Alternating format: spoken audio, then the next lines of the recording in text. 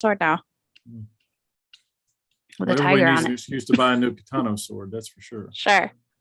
I never know when the apocalypse is coming, so. I'm seeing it live on YouTube. I think we're live. All right. Welcome to the Lovecraft Easy podcast.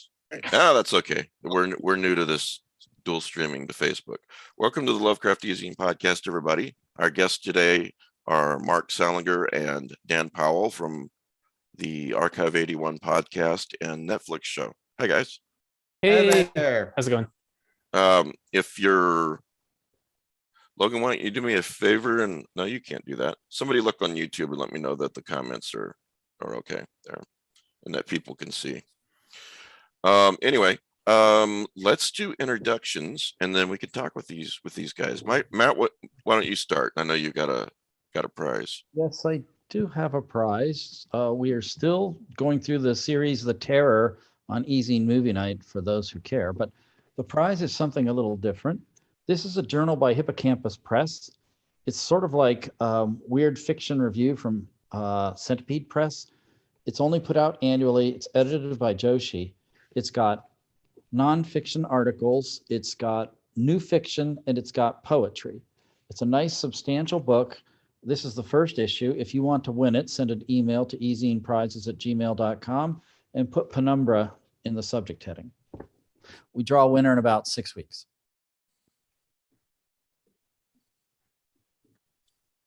Hello? All right. Rick. A writer and pulp magazine collection. And hey, Bill. Good to see you. Hey guys. Growing a Bill beard? Richardson. Yeah. I was trying to look more like you. It's my that's my goal. You don't want to do that. Bill Richardson. I'm an author and filmmaker. And last but not least, Bridget. Hello, I am Bridget. I write music and make art things. Sometimes scary, sometimes others, but huge horror fan. All right. And then especially last but not least, we have Mark Salinger and Dan Powell. Could you guys tell us a little bit about yourself, and then we'll get into Archive 81 and future projects and all that good stuff? Definitely. Yeah, sure. Yeah. I'm Dan Powell. I'm the sound half of Archive 81, dealing with the music and sound design and mixing and production and post-production of the podcast. So, I also chime in and write annoying comments on the Google Docs in the scripts. Very much a joint effort. And yeah, that's by night. I do that. By day, I work on the real world horrors that take place in the news, working on the New York Times podcast. So, Oh, great. wow. I am Mark Solinger. I am the writing half of all the Dead Signals productions, Archive 81, Deep Vault, and the upcoming and soon to be released Wavelength. So basically, I write, Dan edits, we co-direct together, and when Dan's doing sound design, I send him annoying comments because I can't actually mark anything up, but I do send him a lot of annoying comments and persnickety stuff. They tend to be pretty good. Yeah. And that is what I do by night. By day, I work at The Moth. I'm their podcast producer. Logan, Facebook says it's waiting for a live signal. And people are saying that they can't see us. Okay. All right. Sounds like a found tapes mystery. Yeah. Yeah. So we're gonna have people watching and listening who have seen Archive 81 and who have not seen Archive 81 and or listened to it. So we're gonna have both types of people, I think. So what is Archive 81? Let's talk about the podcast edition of it. Sure. Someone came up to you and said, "Hey, this sounds cool. What is it exactly? What would you say?" We'd probably, if somebody came up with no forewarning, I'd probably just back away slowly. But if I trusted them, I would say that Archive 81 is a found footage horror podcast in which an archivist listens to some very creepy tapes, and in so doing unleashes a horror beyond human imagining. And that's the first season. The second, third seasons and the two miniseries take very weird turns and go in very strange directions. Yeah. Dan, anything? I think that about covers it. Great. Yeah. I also the other way my elevator pitch in addition to that is just like, it's where I get all the like weird creative impulses that I can't do in my like professional sound work out. So like, Yeah, it's like, okay, like, yeah, all the most extreme body horror or magic spells or, weird music. It's, an outlet for that. It's pure id. You mean Mikey Barbaro doesn't really go for that? Yeah, you'd be surprised, but no. Yeah. Yeah, for the Moth, you can't really pitch a story about a man getting his heart replaced with a tape recorder. They, mostly do real life stories. Weirdly, seems to be working for them. Yeah. So, how did you guys meet, first of all, and discover your mutual love of audio drama? We met our senior year of college. We had a mutual professor who taught radio and sound design, Doug Quinn. He's a really awesome established sound designer, composer. He did the sound for Werner Herzog's Encounters at the End of the World. He sort of planted the seed of us working together. Mhm. Mark was doing a senior thesis project, which was a radio drama that I starred in. And I'm pretty sure our initial meeting was at the cage where you checked out audio visual equipment, just like waiting in line to get like recording equipment, and just sort of struck up a conversation there. So, from the very earliest genesis, audio stuff was in the early stages of our friendship. Right. So what was the genesis of Archive 81? What inspired you to do this? Right. Well, this was after college, and we were both kind of starting our career. I was working at the PBS NewsHour. Dan, I think at that point you were working for a sound effects library. Yeah. And we'd been wanting to work on something together for a while, I think. But Dan, I think your job essentially was to listen to a bunch of weird, interesting sounds, and maybe you should tell this story. Yeah. More. So I worked at, if anyone here has done any post-production, you might have heard of it. It's like Shutterstock for audio. It's called SoundSnap. And I was working there as like a cataloging person, where I'd get like these huge dumps of sound effects and have to listen to them all and write descriptions of them.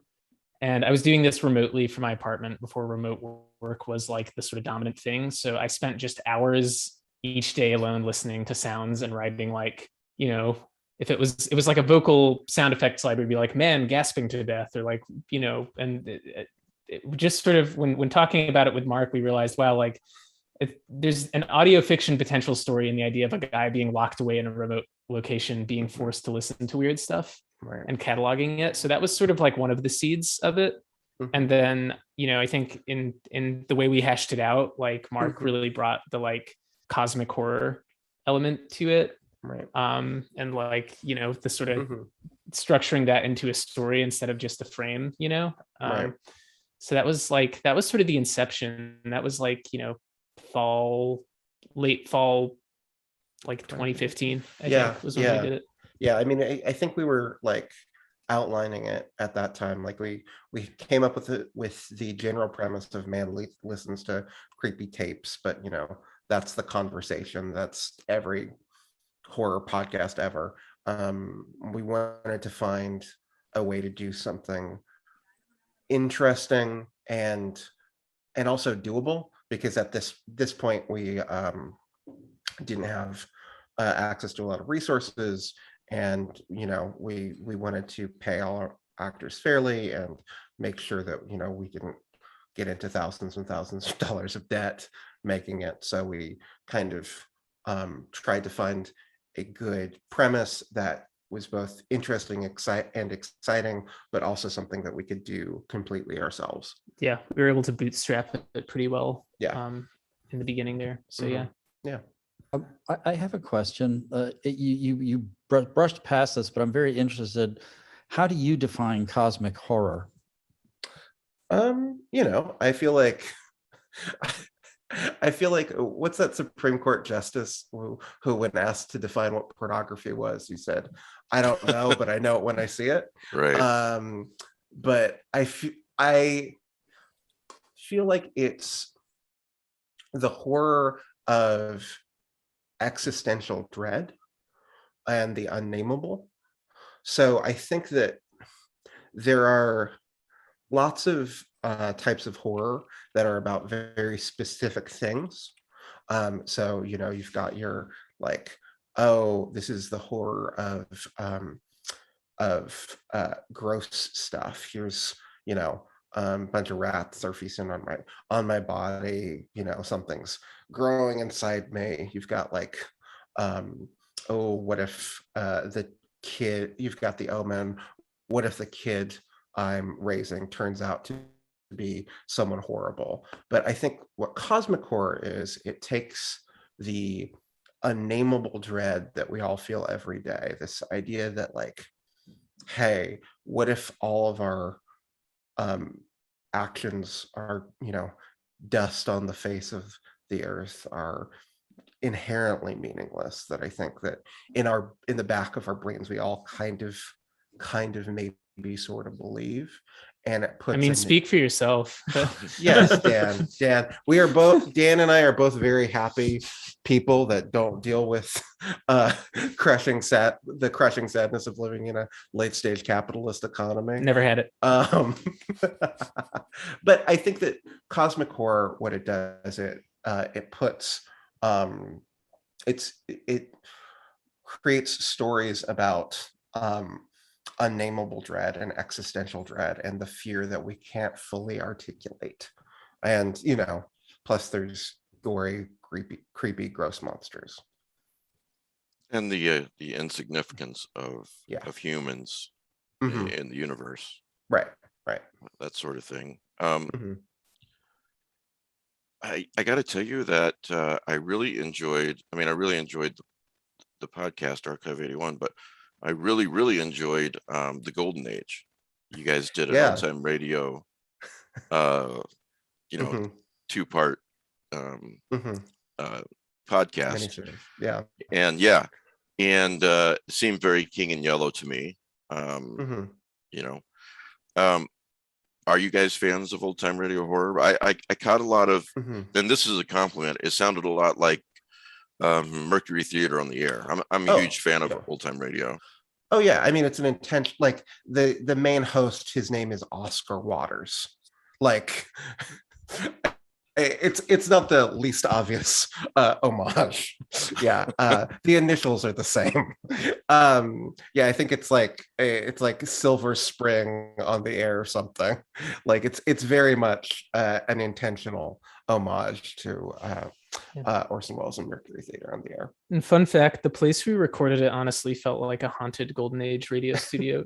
It's this I don't know if it's still operating. It was this recording studio on the Upper West Side of Manhattan, owned by this guy who is like a veteran in the public radio world, and it was in his apartment, and nothing looked like it had been updated since like the 70s. The room was totally windowed off. It sounded great in there, but it also just had this. There's as you enter the hallway, there's all these old mechanical toys that he collects out there, and it had a very haunted funhouse quality. So we went full method immersion for all aspects of the old time radio side of that. Yeah, because one of the interesting things about especially with a television adaptation is that people will listen to Archive 81 as a serialized audio drama, so we'll start from episode 1, and I'm still very proud of season 1, season 2. And I think that there's a lot of really cool stuff in there, but and I think the sound design is incredible and has always been incredible. But like the writing, I feel like starting in the golden age and going on to season 3 and then the miniseries Left of the Dial, it feels like, okay, that's when I kind of like became a writer that I'm proud of, rather than just, and so it's interesting just that everybody starts with season 1, because it's like, yeah, no, it's good, but like it's definitely not me at my best, I would say. Yeah. But I think a lot of writers are critical of themselves, and they see themselves yeah, grow as writers. Artists do this too, musicians. And I was actually talking to Jim Butcher the other day about the Dresden Files, and I said something online about, I liked the show. It was only 10 episodes, but I couldn't get into the books. And a fan said, "That's okay, we'll forgive you." And Jim Butcher pipes in, "I won't," smiling. But what was interesting, and to your point, is I said, "I'll try it again. It's been a long time." He goes, "Why don't you start with book 7? I feel like that's when I really became a far better writer than I was with books 1 through 6." Yeah. And you're essentially saying the same thing. Yeah, I mean, definitely start wherever you want to start, but I think that and once again, I like season 1, I like season 2, I like so much of what we've done. It's listening back, and I don't try and listen back. It's just like, oh, here's what I would change, here are the things that I would just like do better, and that I could do better. It's one of those things where until you've done a large creative project, you don't get why George Lucas wanting to fiddle with episodes 4, 5, and 6. And now I completely do. Now I'm like, yeah, totally get it, George. Like, you probably shouldn't have done it. I think the originals, you've as a creator, you kind of have to let everything lie. But yeah, no, it'd be great to go back and make little changes, I think it's normal for most creatives to go back and you look at the faults. When I reread a book, you look at the faults. It's just what you do. You take the good stuff for granted and you say, oh, that was good. But it's just human nature that you're looking back and you focus on the faults. It's like when people look in the mirror, they always look at the one flaw on their face. And most people, the rest of the world doesn't do that. Yeah.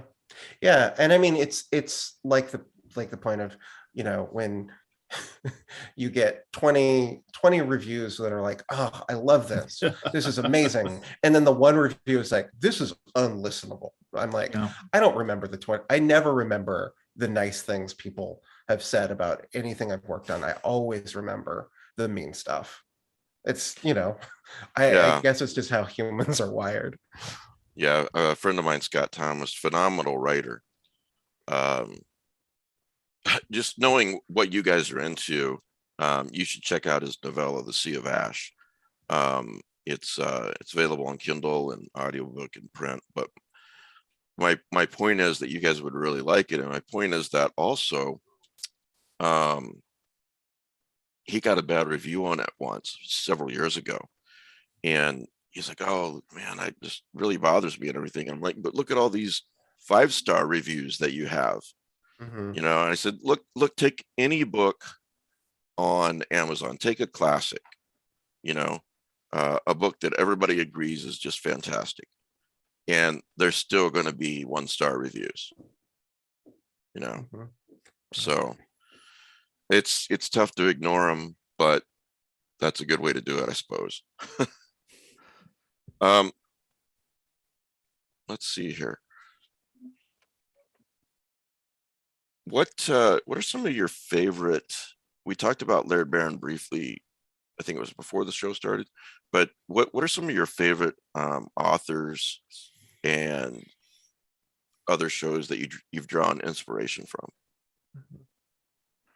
Man, I mean, we're both, pretty big Jeff Vandermeer heads. Is one thing we've shared. We both kind of devoured Seven Reach trilogy and a lot of his other works. Also, things he's curated during seasons 2 and 3. Yeah, season 2 especially. Season 2 especially. I mean, speaking personally, Brian Evenson is one of my all-time favorites for like dread, and just really like beautiful, like elliptical, open-ended, like gross feelings. I also really like Thomas M. Desch.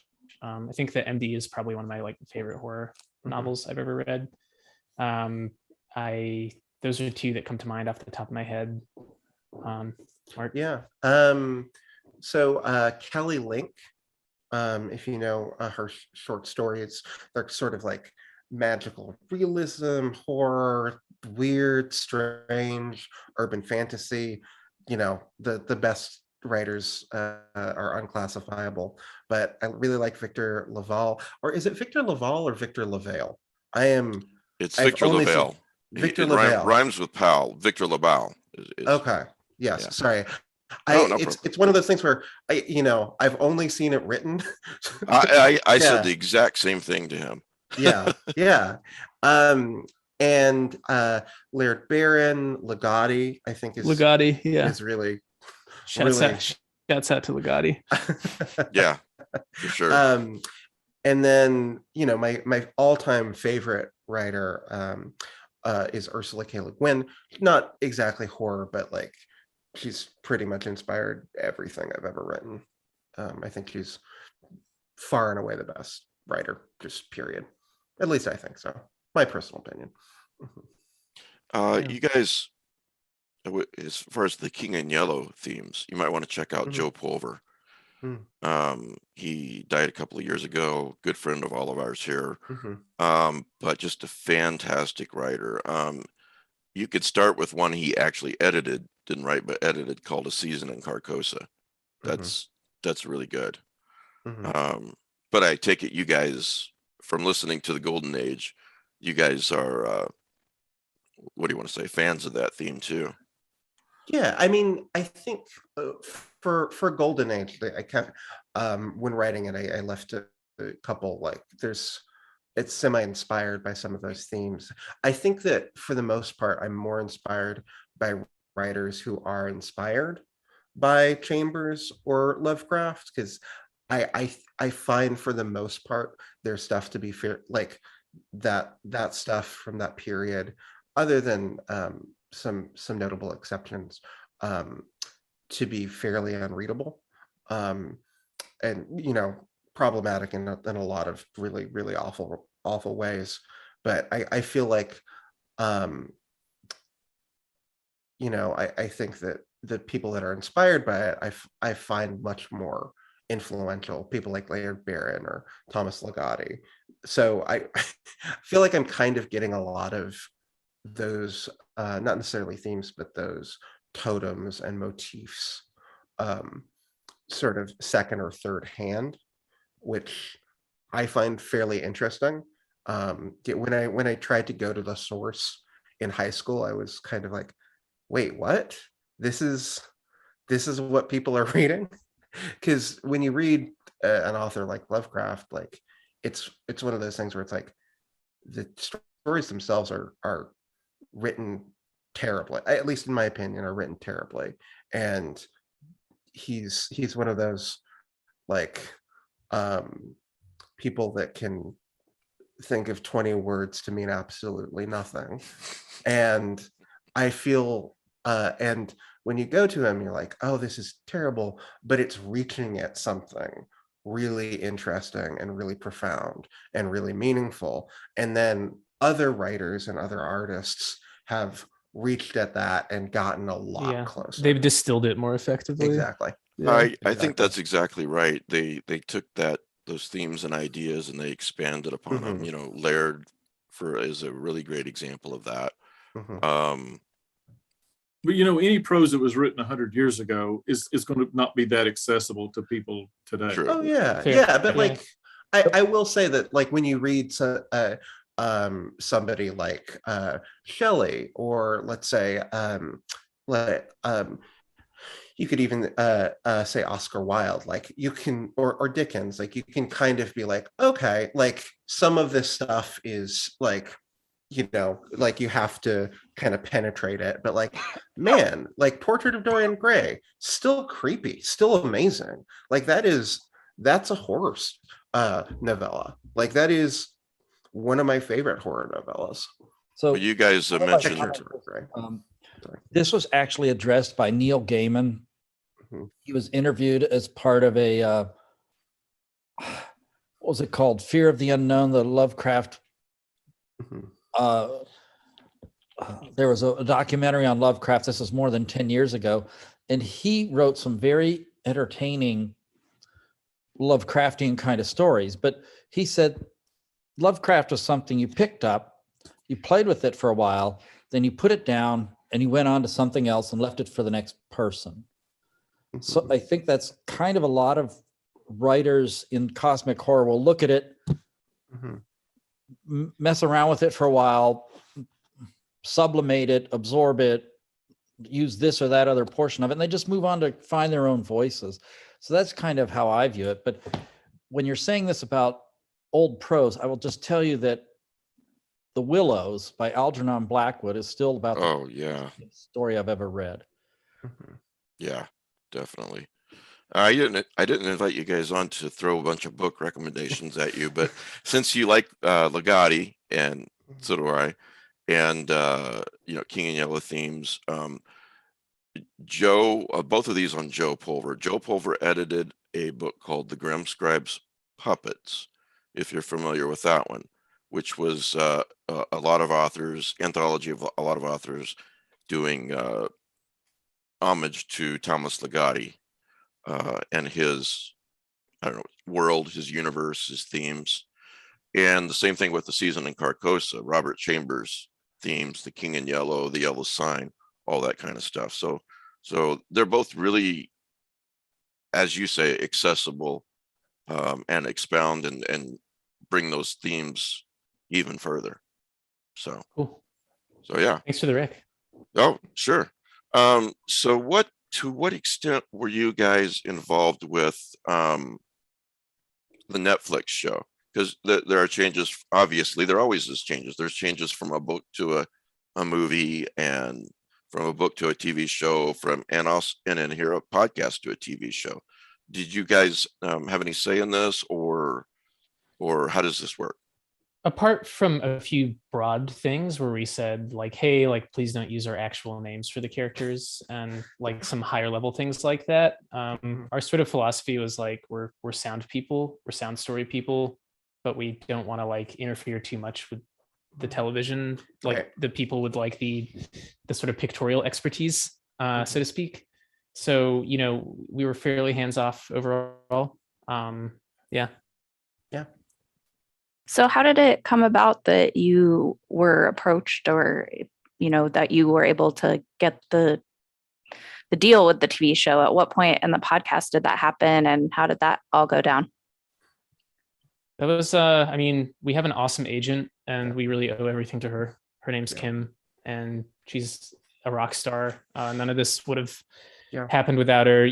She linked up with us like not too long after we launched the first season in like 2016 and 2017. And then Oh wow. There were bites and various possibilities we were threading out years ago, and that just took a long time to solidify.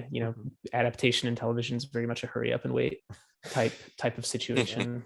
But we trusted our instincts and who we chose to work with and who we shopped it around with. We got approached by people who just seemed a lot less sincere, and just like they just wanted to make money off it, as opposed. And I don't want to speak for both of us, but I feel like the thing we worked really hard at was like making sure we found trustworthy people to partner with who we felt like really cared about the story, and not just some cigar chomping person who is like, oh, this is in the charts, how can I make a few $100,000 off it without really being invested in it? So Yeah. I mean, it's one of those things where it's like people ask, oh, like, how did you do it? It's like, it's not us, it's our agent. Yeah. Like Kim at Echo, like she's really, really incredible. Like, honestly, like the best decision we made. Yeah. For that was like choosing her. Like we once Archive 81 got popular, we were kind of like approached by a few people, and Yeah. Kim was the person that talked to us like human beings. Yeah, and just Yeah. also seemed to show a genuine interest Yeah. in the story and thing like, I think there's something special here and having a lot of specifics in terms of, I see how this could work in this way, not just, hey, you guys want an advance and we can, sell your IP to some really dope people, so I'm not imitating anyone in particular, Yes. but like that, Mhm. there are like, when you have a project that blows up, there's a lot of people who come out of the woodwork, and some of them are just vipers who want to take your money and intellectual property. Mhm. Sorry, Well, I mean- sorry if that was too blunt, but No, No, not at all. it's great. You can be very blunt on this show. Kudos to you guys, and kudos to your agent for not selling out to the first person who came along and offered you money, but Mhm. you wanted to see the proper vision, Mhm. be made into this format. So What do you guys attribute the blow up to? Of course, you got great content, but there's a lot of product out there that has good content, and you talked about the podcast blowing up. What was your promotion? What do you attribute that blow up to? I mean, we worked our asses off in promoting it ourselves. We both had a little experience both reading and writing press releases, so we just like looked for anyone who'd written about something vaguely to do with found footage horror. We made our own press release. Mark like busted his ass on like Twitter doing the audio drama Sunday hashtag and making some lists on Imgur that got a lot of hits in terms of recommending other podcasts. yeah, you created that, didn't you, Mark? Yeah. So for a lot of the first season promotion, especially, like my main thing was like, okay, it's be great to promote Archive 81, but it's even better if we promote a lot of audio drama. And hey, Archive 81 is right up there alphabetically. And like promote the community and promote a bunch of other audio dramas. Yeah. And if that happens, then that rising sea level lifts all boats. Yeah. And hopefully if people try a bunch of audio dramas, it's not like we need everybody to download and listen to every episode, but fingers crossed, knock on wood, if you listen to the first episode, hopefully you'll like it and listen to more and follow our stuff. Mark, I'm a big believer in that. Yeah. Not just promoting yourself, but promoting other people who are doing things in the same field that are also cool. I think that's key. Yeah. And I do want to say that like Dan and I did work really, really hard on it, but also there's a bit of right place, right time. Absolutely. Yeah. And the fact is that like there weren't nearly as many audio dramas. I don't know. People will often reach out and it's like, hey, how do I like promote my audio drama? How do I like get people to listen to it? And I don't know. I don't know how you would do that in 2022. There's a lot out there. And it was also like, this was before podcasts were on Spotify, I think. And so like things were a lot more monopolized in terms of the Apple podcast charts being like the centralized place where people got a lot. I mean, obviously people use Stitcher and other platforms, but it also helped that like, getting featured in Apple Podcasts and, making contacts with people who reached out there to promote us and getting put in various lists. Yeah. I mean, I think that still holds water, but now, of course, Spotify has its own podcast charts and all that. So, and this was before, like places like QCode or Gimlet would make their own audio dramas with high level Hollywood talent. We weren't competing with a show with Adam Scott or Rami Malek or anybody. We were competing with mostly other independently released DIY places. Yeah. And the thing that people often say when they're talking about audio drama and podcasting is that it's a really low bar to entry. And that is both true and completely untrue. It is a low bar to entry when you're comparing it with television. Like, I would put money down that we made the first season of Archive 81 for less than the catering budget on the Netflix adaptation of the Yeah, show. I'd say that's about And right. yeah, no, I would. That's almost 100% true. And however, it is like the low bar to entry doesn't mean that there isn't a bar to entry. Like, if you want to do, you should pay your actors. You've got to have equipment. You have to have editing skills. Like, we were very fortunate in that, like, Dan is an extremely talented audio editor and sound designer and has access to really good equipment. I have a fair amount of experience writing audio dramas. That was my capstone thesis. This wasn't Archive 81 wasn't the first thing I ever wrote. And I'm fairly, knock on wood, I have experience with what sounds interesting on in your little earbuds. So, like, there's a barrier to entry, but it is significantly less than TV. And I'm kind of circling, I kind of forgot what my original point was, honestly. But I think the main thing to remember is, like, especially back then, like, there weren't a million podcasts and Right. Audio dramas, and Hollywood studios did not view it as a cheap way to do a proof of concept and see what worked. And this is nothing against studios that are making that. People at Q Code, they're doing some really interesting things, but that's not what the marketplace was like 5-6 years ago. Yeah. Yeah. I think just and- one other thing. Oh, Yeah. sorry, go ahead. No, please go. I Go think ahead. it's, like, we're quite right place, right time, but I do think I think at least a part of it is Archive 81. The podcast is a story that thrives most in its native medium of being a podcast of audio only. It's not a movie with the visuals removed. It's like design, like every aspect of its DNA was thought about. How does this work in sound only? Mhm. And this is something that's fascinated me as long as I've been, like, creating stuff my whole life, is like what makes certain stories or certain art forms suited to one medium versus another. And I think like the philosophy of what Mark and I do is, like, anything we make, like, we're not just going to make, like, a John Wick movie with the visuals removed and the sounds of whooshing and hitting. We're going to, like, think like, no, like, what is the atomic unit by which this story thrives only in sound, and by which the lack of visuals is not a limitation but an opportunity to create something new. Yeah. I'm sorry, go ahead. Sorry, keep interrupting, but people. No, please. You're the guest.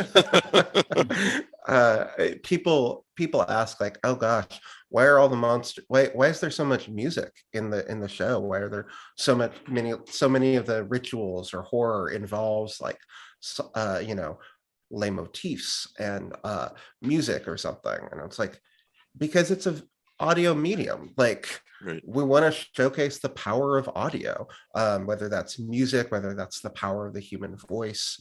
Like, in our upcoming project, Wavelength, trailer drops February 9th. Everybody, I want to ask you about that in a bit. follow us for updates on that one. Like, the monsters are apparently like creatures from outside the radio spectrum, and there's like elements that work sonically, and that's one of the reasons that we were very kind of hands off with the Netflix adaptation, was because they needed to make a fair amount of changes to make it suited to a visual medium, because we design our podcasts to be really good podcasts rather than just, oh, here's a TV show pilot that didn't quite work out, but we're gonna shop it around as a podcast. And obviously, nothing against people that do that. I'm sure you can do great stuff with that, but that's not our process. There was a Vincent Price did a audio drama series called The Price of Fear in the 70s. Mhm. And then some of the stories were made into a paperback book.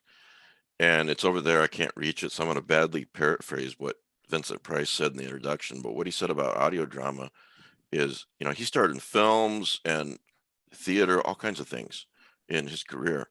But he said his favorite was audio drama because one of the reasons was that the audience was providing the environment, the scaffolding, what this building looked like, what that room looked like, and so on and so forth. There's a company called Graphic Audio that does various stories. Some of them are DC comic stories, which is my interest, and their logo is Graphic Audio, a movie in your mind, which I think is a really excellent way to look at it. So yeah, one of our favorite other audio drama shows, The Truth. I mean, their original catchphrase was "movies for your ears," so I feel like that's yes, exactly. Yeah, before we move on to other things, I know Bridget has some musical questions too, but since I'm such an old time radio freak, I grew up, didn't have a TV in the house, and every night at 10:30 or 11, my local station in Iowa would play something called, this is in the 80s, called The Golden Age of Radio Theater. And they would do 2 episodes of old time radio, from the 30s, 40s, and early 50s. Sometimes it was comedic, like the McGee and Molly, and sometimes it was X-1. Sometimes it was suspense or Mercury Radio Theater on the air. Do you guys have some favorites from old time radio? Or I know you like Mercury Theater, for example. Yeah, I don't know if this counts as old time radio, but I really like all the old Fire Sign Theater stuff. My dad got me into that, especially, I think We're All Bozos on This Bus was a pretty formative piece of art for me, not just for audio radio, but just period in terms of comedy and storytelling. And I think Robin Williams said that Fire Sign Theater plays are like an audible Hieronymus Bosch painting, because of just how much that's going on at once, and because of how weird and both horrific and funny it all is. So that's one of mine. Yeah, I think Mercury Theater on the Air is the big one. Surprisingly, when I was little, my family, what's the best way to describe it, had a phase where we were Christians of a couple of years before I think collectively we all grew out of it. And obviously I don't mean that to be offensive or anything, but it's just when I was growing up, we would listen to Adventures in Odyssey, which is a focus on the family, which I don't want to curse on air, but screw Focus on the Family, just in general. Hey, you can curse on this show. I should have said that at the beginning. Okay. Please fucking curse. Yeah, please fuck Focus on the Family. Truly evil organization. But they released these weird little Christian morality, like this series of serialized audio dramas about this small town called Adventures in Odyssey, and essentially it was they're all little morality fables and morality plays, and if you're wondering whether the answer was to believe in Jesus, that was the main hurdle. It was, but I remember listening to them as a kid, and I don't really want that to be what sparked my interest in You're like, I can do better. It's okay. It's just it's like Lovecraft, distill the best moments of it, but don't keep all the problematic parts. That's true of so many things, though. Yeah. Take what is good for you, what inspires you, and leave the rest. Right? Yeah. The only focus on the family stuff that I've ever been interested in at all is they did some really great audio drama adaptions of the Chronicles of Narnia, all 7 books. Oh. And wow. they're very, very good. But Mhm. no, I'm not interested in their other stuff. I'm Yeah. 100% with you there. But yeah. but the Chronicles of Narnia, yeah, if you're a fan of the books, you're really going to enjoy the audio drama. And they're slightly kid books, but they're also books you can enjoy as an adult. Oh, So- I reread the Chronicles of Narnia. I think that those are probably the books that I've reread the most in my life. Oh, really? Interesting. Yeah, I'm glad I brought that up.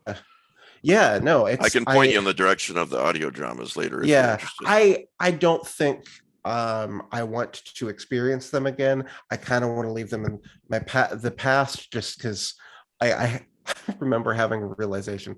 Wait, Aslan is Jesus. Aslan is Jesus. Yes. It's like, okay, how dumb. That took I me try a to while ignore to that get. when I'm listening to it or watching it. The movies were not bad either. Tilda speaking Swinton is like a genderqueer, like winter queen. Amazing. Who doesn't love that? Yeah. Lord of the Rings, in I don't want to too far off in a tangent, but you guys are audio drama fans like I am. And they did BBC did Lord of the Rings, 13 hours. Oh, wow. I don't know if you've ever heard it, but it's available on on Audible. If you got an Audible membership, 1 point for each of the 3 books. It's absolutely fantastic. It's in some ways it's better than the movies, and I adore the movies. So, and I love the original book itself. It's just great. It's 13 hours of pure Lord of the Rings bliss. So, anyway, Bridget, when I was this, I'm musically inclined, and you're far more musically inclined, and there's some musical themes in the podcast and in the Netflix show that I know that you wanted to ask these guys about and talk about. Yeah, well, you mentioned it a little bit earlier, but just the fact that the sounds, the acoustics and makes such an effect on the story, and resonance plays such an important part in how in keys, I guess you could say, to other worlds. I was just wondering if you could talk about that a little bit. Yeah. Any particular moments? Oh gosh. No, not any particular moments, but just how where did that concept kind of come from, or was anything that inspired it, or is it just kind of an innate thing that you've thought about, I guess? Well, I mean, plus Bridget, in the show, there's this particular theme that the kid's humming, the dad tells him to stop humming it, and it shows up later in the show, so on and so forth. Yeah, right. That's a cool. So the show, all the music's by Jeff Barrow and Ben Salisbury, who Jeff Barrow was like one of the founding members of Portishead, which is one of my favorite bands of all time. And when the guys at Atomic Monster told us, "Oh, we got Jeff Barrow to do the music," I literally like yelled and freaked out on the phone. That's awesome. It was like someone had drafted my like ideal fantasy league team. That's great. So he's awesome. He has a brilliant attention to detail with like texture and sound, and like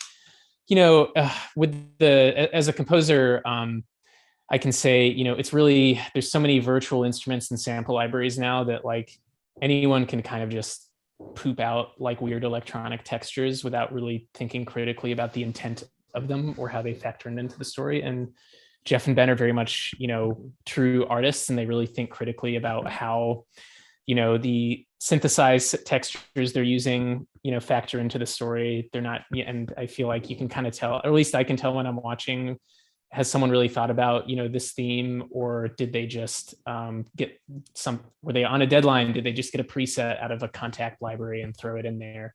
And, there's a lot of intent and artistry to how they work with it. So, you know, obviously we were really happy with how the score of the show came together. Mark and I mean, I thought they did an awesome job. The Visser theme, they're humming. One thing I loved about that is it's in B Phrygian, I think. And I use the Phrygian mode a lot whenever I'm writing something kind of ambiguous or creepy for the podcast. It's just like, it's part of the major scale, but it has this weird flirtation with melancholy. So that I think is really nice. That cool notes. So yeah, love how they did that. Again, wasn't deeply involved in the direction of that or anything. Sure. On the show side.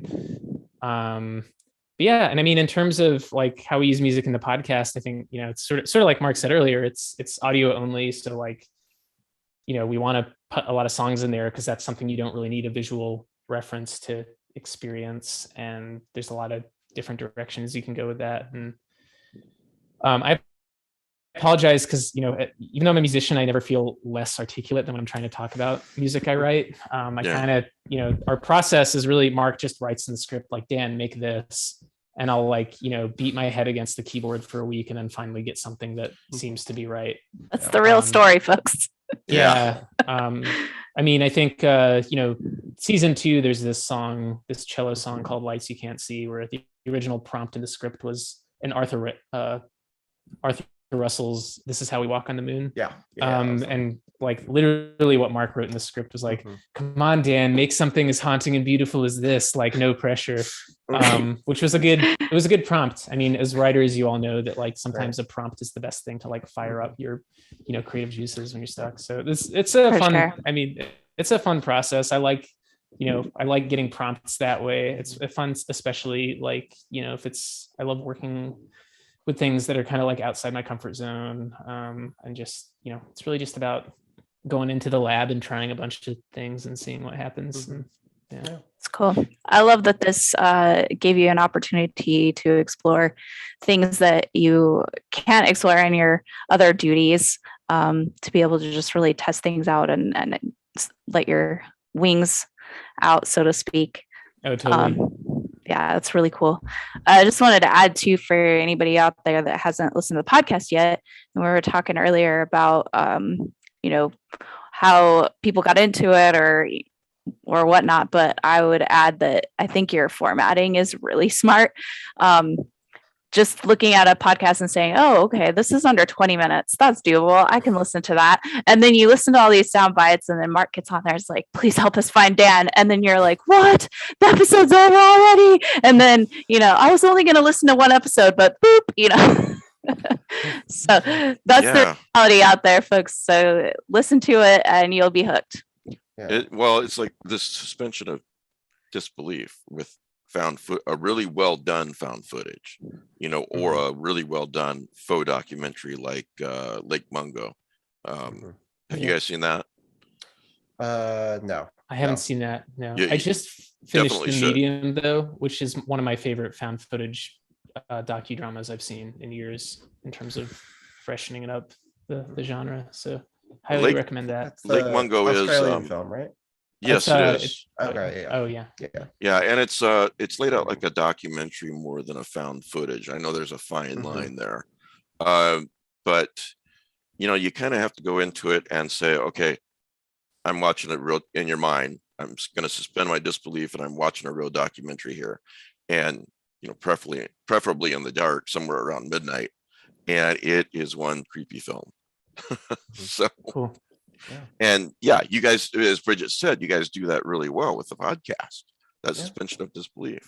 Yeah. Well, I mean, I think one of the things that we do in the podcast is, so the first season is very much a not straight ahead or straightforward, but found footage piece.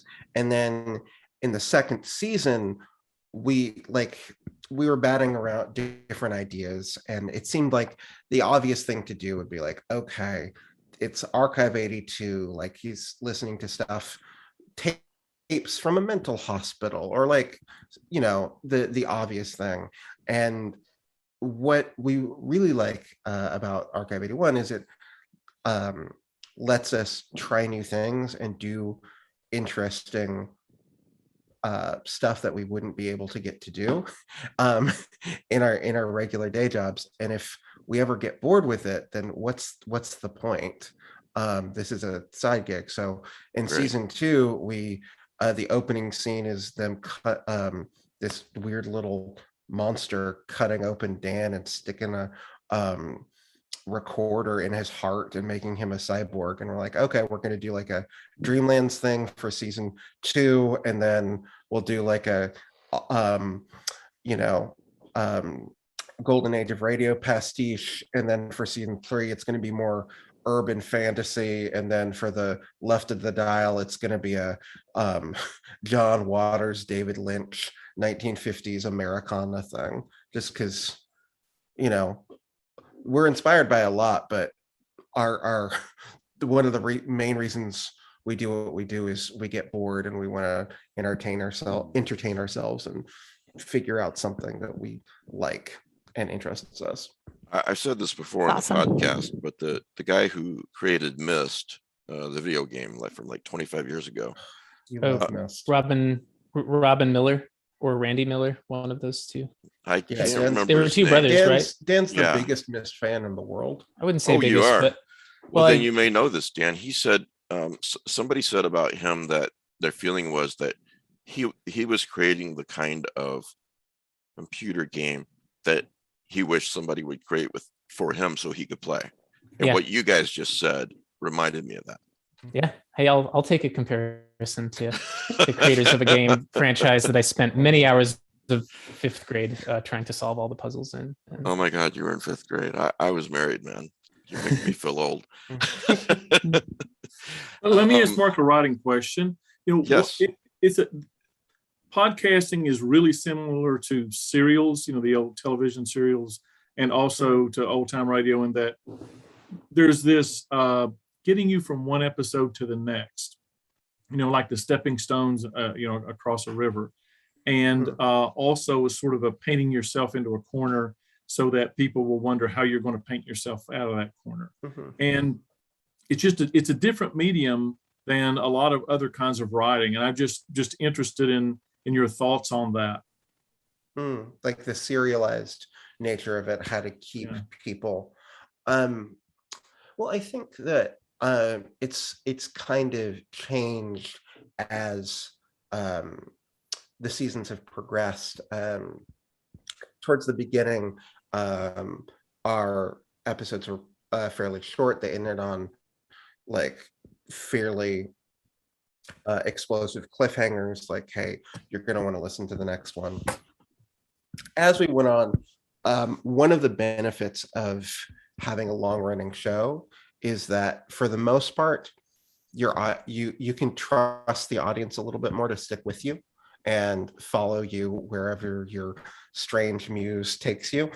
And one of the benefits from doing a really, really hard transition from season 1, from like the apartment horror of season 1 to the straight ahead body horror of and Dreamland stuff of season 2, is that if people are coming with you, we'll come with you through that.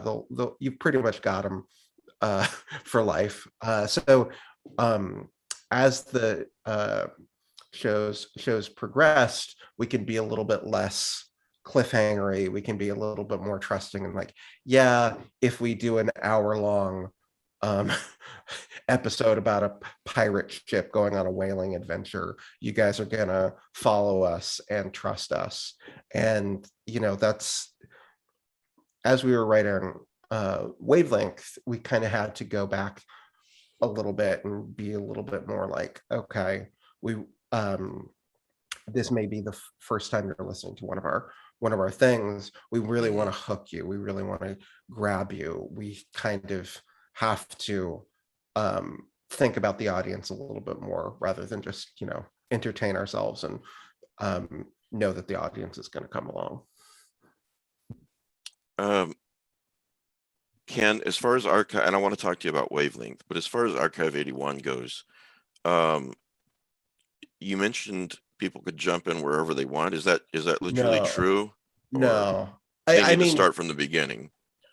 I would say that you probably, like, fans have said, oh, there's a, you could start from Golden Age, then season 3, then 1, 2, then Left of the Dial. And you can probably do that. Like if you're trying to hook somebody into our stuff, Golden Age is probably the thing to get them to listen. But yeah, you should probably just start from season 1.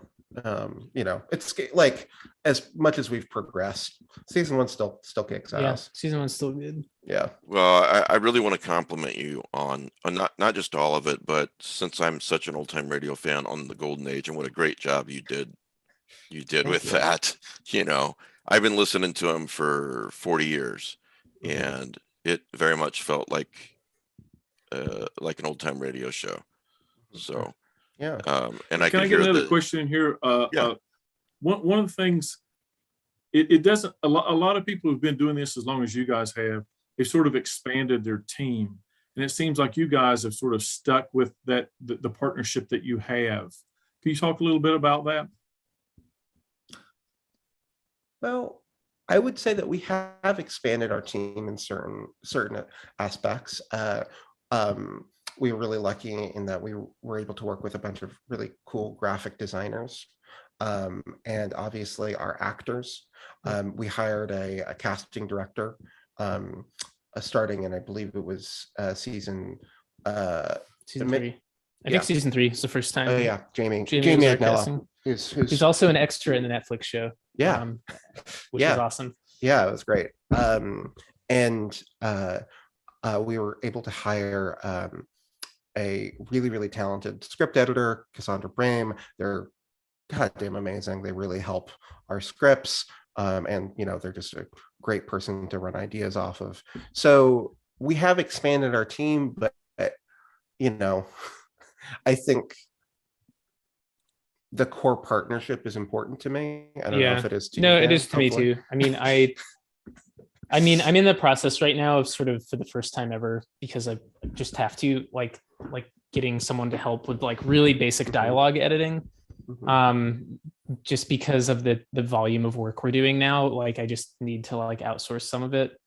Right. But I mean, in terms of like, I'm still doing all the like take selection and sound designing and mixing myself, because I'm a control freak and I don't know. I mean, I also I kind of like how, John Carpenter, like one reason he wrote all the music for he wrote some iconic music for his movies, but I think he also like did that because it's like, yeah, I control the copyright to it and I don't have to like deal with like, hiring someone else or licensing someone else's song. And like, I much prefer a model where we just can keep everything hyper centralized like that. I mean, as we, who knows, as this goes on, it's possible there's more things we might like, delegate, but I think, dead signals and everything we do, it is ultimately like, we try to keep our mind meld going because that's where it all came from, and I don't know. I think, Mark and I, we've been doing this for, like 7 years pretty much, if you count pre-production 2015, and like when we're in the studio directing actors together, I think we basically like are total hive minded, at least I feel, in terms of just being able to like know, this. And I just sort of want to preserve the integrity of that, for sure. Yeah. And I mean, I'm decent friends with Dan, I would say. Yeah, pretty good. Pretty good. He lives 2 blocks away from me, so yeah, not creepy at all. I moved to Prospect Lifford. I moved to where I moved just to be with you, Dan. No, I will say that I was a little bit worried towards the beginning, like starting a podcast production company with someone whose friendship I really valued, but it's worked. We're still very close friends. Yeah, like we haven't had any like Everly Brothers breaking guitars over each other's heads backstage at Central Park moments. Like we're pretty like in sync on things, and none of us is the Paul Simon. Yeah, like no one's like doing any. There's no Simon and Garfunkel like throat tear negativity.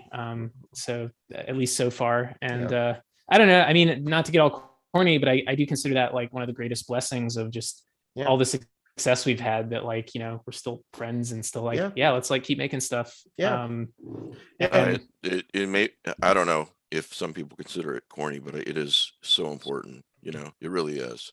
Yeah. So I'm And glad. like the success has, I feel, at least knock on wood, like mostly just been like a good, like, okay, we can pay our actors better. you We know, can hire like, you know, we had enough money in starting in season 3 to be like, okay, let's hire some really talented artists to do like a cool little painting or little graphic image for every episode to share. Right. Yeah, to share it on social media, but also because that's cool. yeah. You know? And like for all the backgrounds and wavelengths, you know, we have a budget where we can pay voice actors just to do background walla of like people having Mhm. phone conversations in an office or walk by, and like Oh, that's great.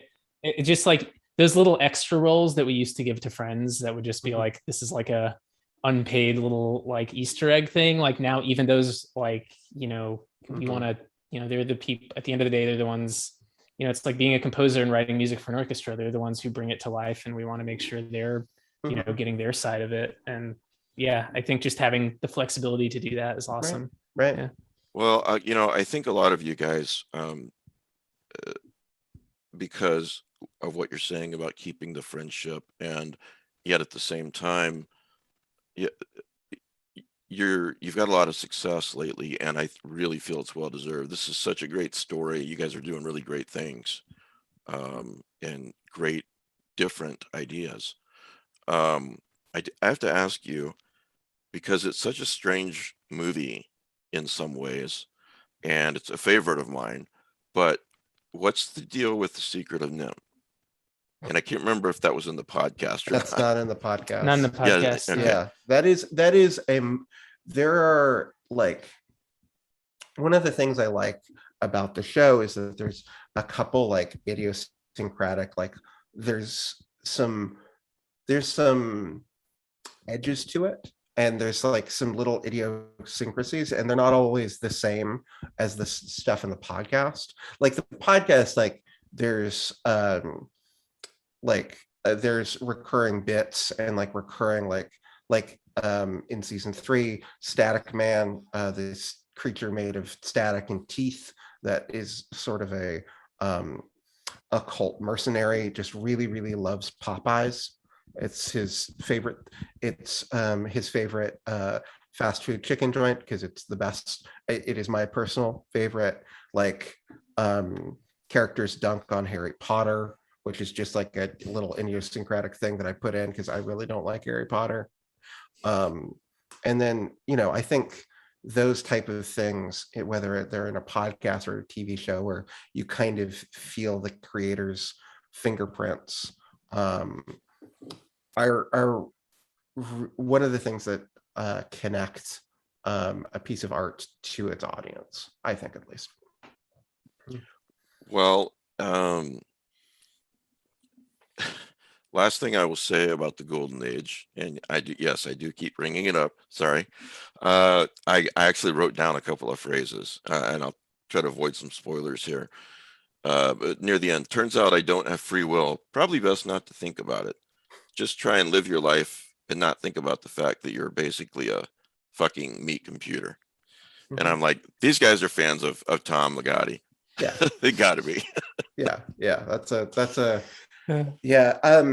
Surprisingly, Golden Age was written pretty fast. Yeah. Because originally we didn't there was something with the ad sale. Yeah. Essentially we had to do 2 extra episodes. Yeah. And they had to be like also low. I think I requested like, I can't do heavy production value right now, because I was like, I don't know, like I think like doing season 1, then the Deep Vault, and season 2 back to back like blew out my circuits, and I was like, we gotta like do this like on a more low key budget. But I mean, ultimately that was like it's one of those instances of like limitations and creativity being a total blessing, because you wrote like an absolute fire script, and you know, it was really I was just sound designing that while I was like traveling through Iceland, like in my Airbnbs, just like, all right, finish this weird waterfall hike for the day. Gonna throw in some, you know, radio static in. So So I mean, the story behind it is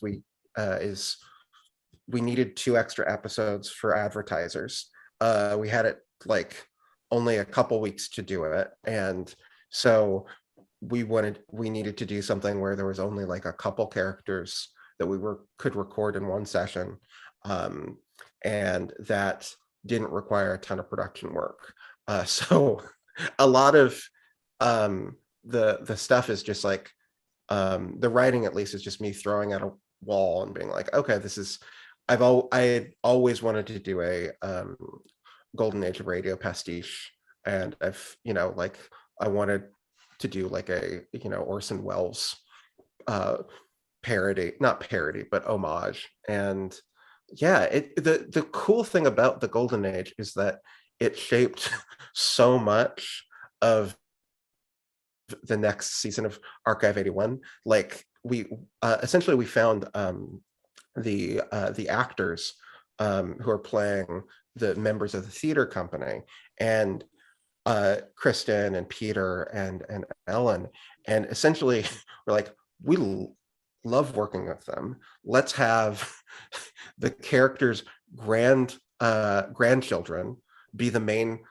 people for season 3, and so that like, oh, they've got the same voices. And then we had Ellen, who played a different character, come back as like 115-year-old like wizened occult mover and shaker in New York, and had her be like a big reveal. So it really, yeah, I mean, and then it shaped a bunch of different plot points.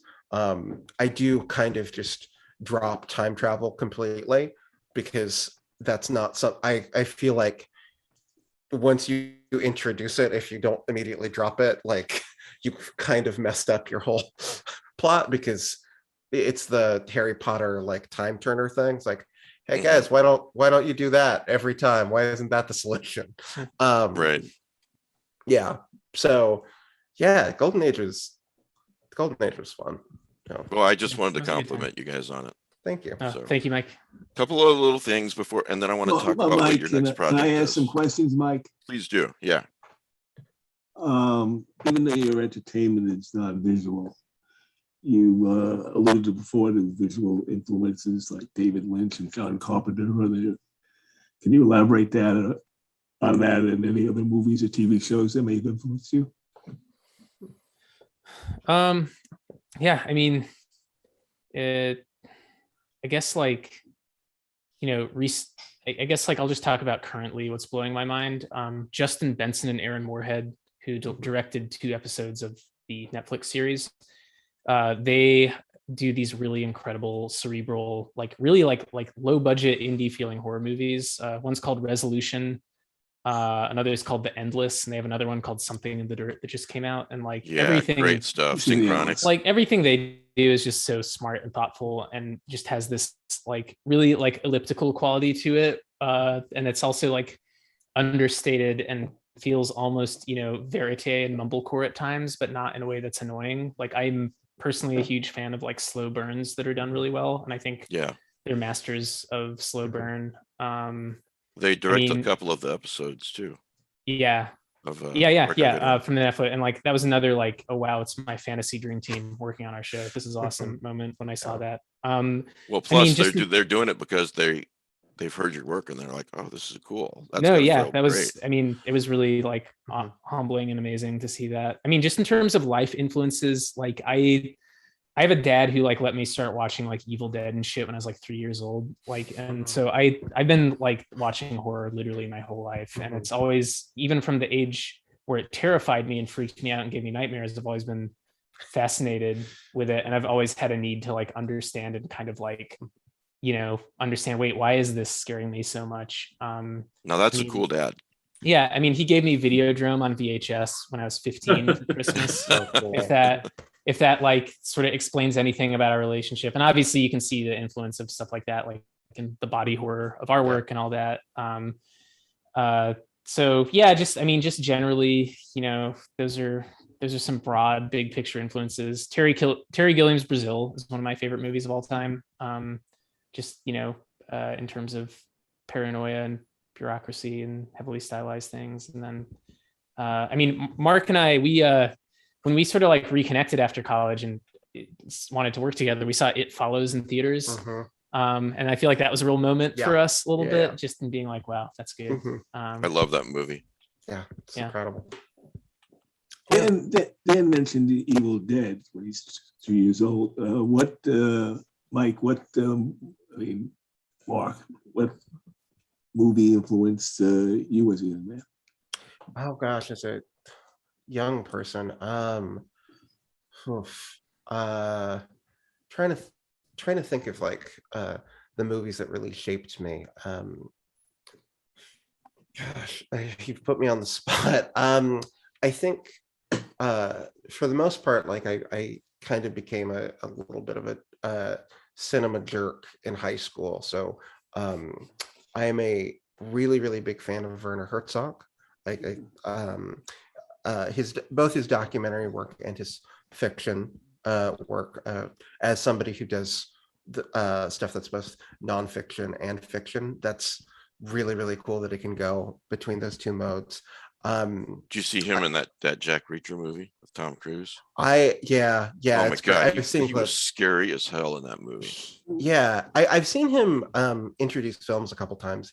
One of the things I like about him is that he's genuinely funny on purpose. Like he knows that he's got this very German accent that kind of just makes everything he says so profound.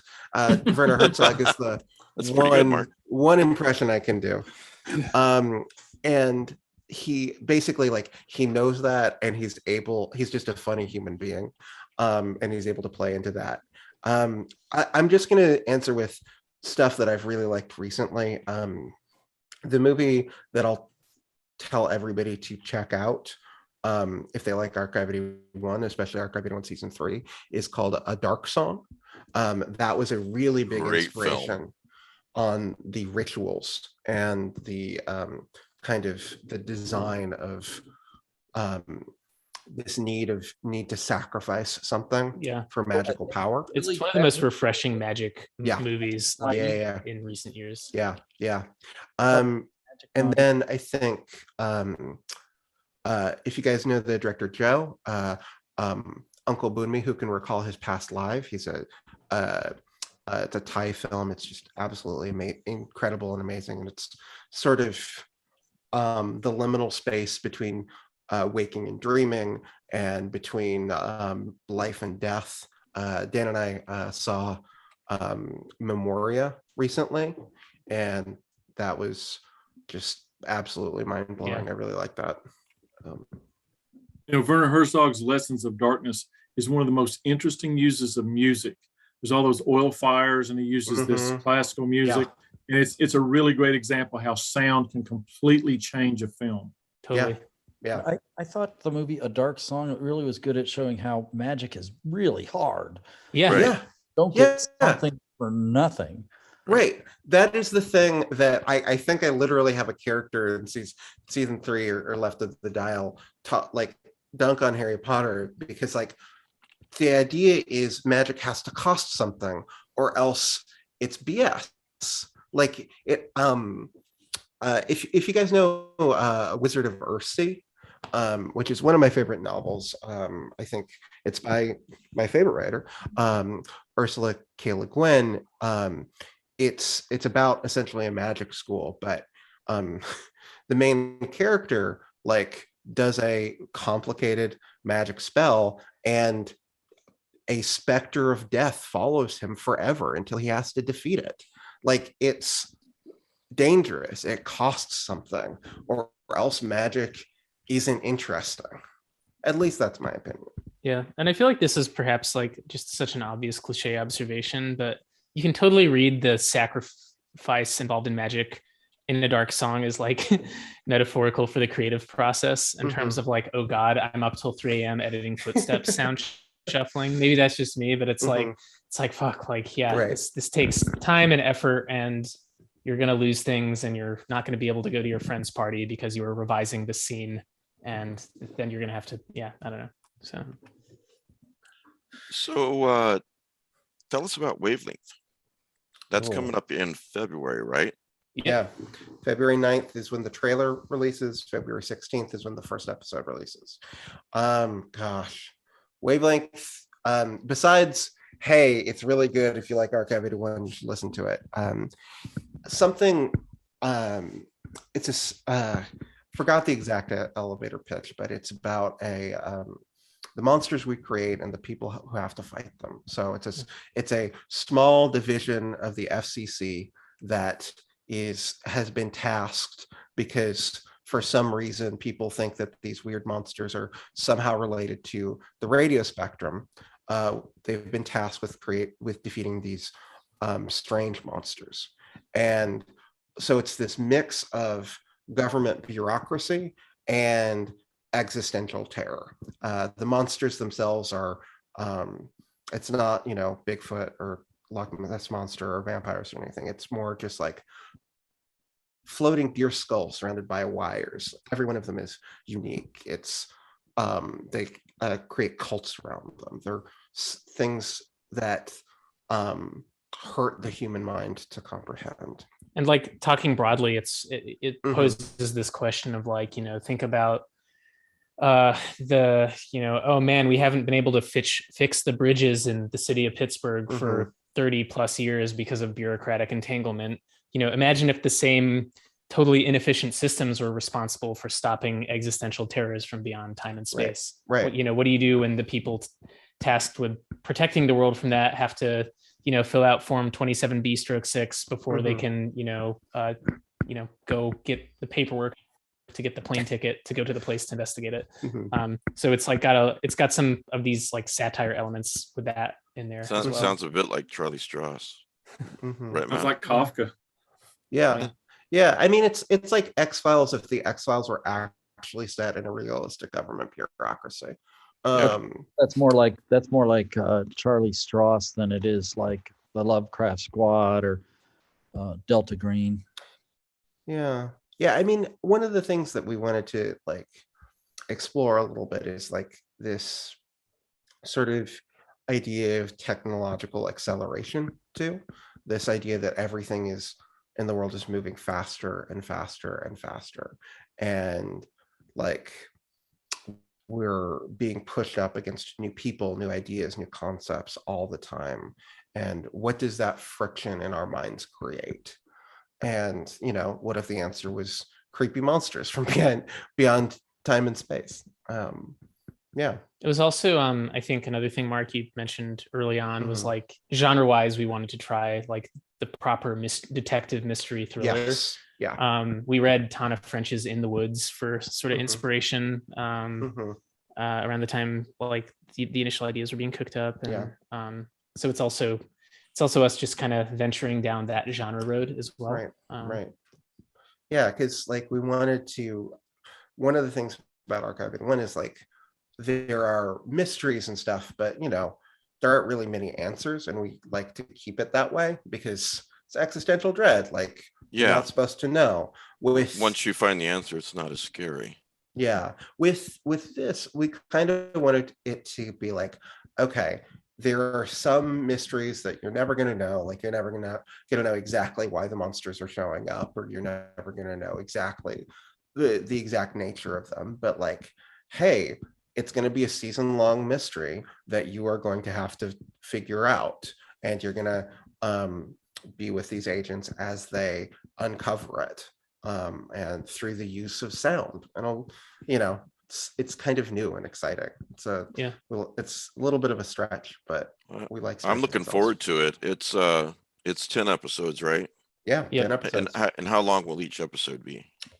Probably 30 to 40 minutes. Okay. I'm guessing there's a few that'll be more in the 45 to 50 minute range. But. Well, this sounds great. I can't wait to hear it. Yeah, it's exciting. Yeah. And you guys, I assume there's great response to the Netflix version of Archive 81. I assume they're probably going to get a season 2. It was quite a cliffhanger. Yeah. I think Netflix subscribers might revolt if they didn't get a season 2 after that. So yeah, we'll see what happens. I mean, I see the show is constantly in the top 10, at least right now. So congratulations on that. Thank you. So Thanks. it's well deserved. Anything little else we thing, want to ask these guys? Go I ahead. had a little one. Sure. I was Googling interviews and reviews, and a bunch of them were in French. And I just wonder, are you guys really big in France? Because it just seemed like a lot of that came up. Oh yeah, we did an interview, or I think I did an interview for a French French newspaper. Yeah, my parents work for the Foreign Service, so I actually know a little bit of French. I grew up in Belgium. Well, there were a number of reviews that were all in French language. So there was, cool. many of them. Cool. Yeah, we got to capitalize on that more. Yeah. Well, thanks for coming on the show, guys. Really appreciate it. Thank you so much for having us. Yeah, no problem. So the trailer for Wavelength drops on what date, and what date February is 9th. the show? February 9th trailer, February 16th for the first full episode. Okay. Yeah. Everywhere February you get your 16th. podcasts. Yep. And we will announce, if you follow Archive 81 on Twitter or Facebook, or follow me or Dan on social media, we will let you know. We will not shut up about We'll let you know more than you ever wanted to Yeah. know in gratuitous detail. So Yeah. All right. Well, thanks for being on the show, guys. I got to talk about a few more things for a few minutes. You're welcome to stick around, or you're welcome to take off. So whatever you want to Thanks do. so much. cool. Thank you so much, Mike, and everyone else. It was so great meeting you all. Thank talking. you. And Keep up the great I'll work, send you guys Awesome stuff. Yeah, Yeah. appreciate it. I'll send you guys Bye, a link everybody. when it comes up when I do the audio only edition. Okay, So, great. wonderful. Yeah, we'll shoot you the Thanks so audio much. soon. Thanks a lot. Have a good Nice night. meeting you. Bye. Nice meeting you. Bye. I'm in a lot of pain today, so I'll probably cut this short, but I wanted to point out to any listeners, viewers, if you haven't started watching Furia, The Darkest Light, I've seen the first 2 episodes and I'm really enjoying it. So it seems very Lovecraftian. There's a cult and What was that, Mike? Which show? Furia, Feria. It's on Netflix as well. It's so funny. The name came up. That's the second time I ever heard the word feria. The first time was when I was in high school band and we were playing some piece about a bullfight. It was called La Feria. It's just. Anybody seen Scream yet? No. Okay. I'll take that as a no. Yeah, thanks for watching us live, everybody. Thanks, Robert. I'm glad you were able to watch us live. You know what they made me think of when they were talking about not always getting the answers? It made me think of one of Stephen King's most underrated books, is From a Buick 8. And, Kelly Young said it's a book that doesn't have a third act. And Kelly Young has his own podcast now. He used to be on this podcast. It's Strange Eons, by the way. Good. They discuss horror films. Yeah, he dropped us like an old shoe. That's right. We miss him, but the positive of Kelly not being on the show anymore is that I can disagree with him and say that he's wrong about something. He's not here to defend himself. So, but no, I think he likes the book. But I think that not getting the answers in that book is not the point. And I looked it up, the description up while these guys are talking. And From a Buick 8 is a book about our fascination with deadly things, about our insistence on answers when there are none, about terror and courage in the face of the unknowable. And it's about these troopers who discover this mysterious object that looks like a Buick but really isn't, and all kinds of otherworldly cosmic horror / Lovecraftian things happen, and they keep that. They discovered it in 1979, I believe, and it's still with them in Shed B 22 years later. They've basically taken it upon themselves to keep it away from the world because it's dangerous. One thing I liked is just a single phrase in the whole book. It was like, I'm paraphrasing. It was like, we see it as a car, right? Because we have to see it as something, right? Exactly. I will say this, you know, and the book is great to read.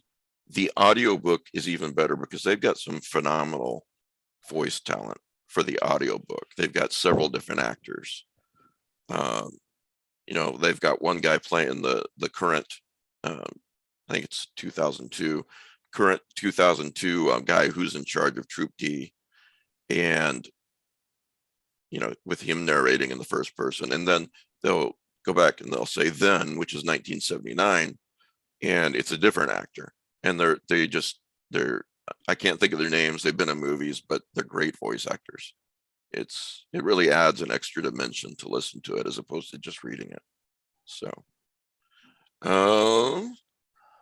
you know, Fairy of the Darkest Light, The Servant on Apple TV.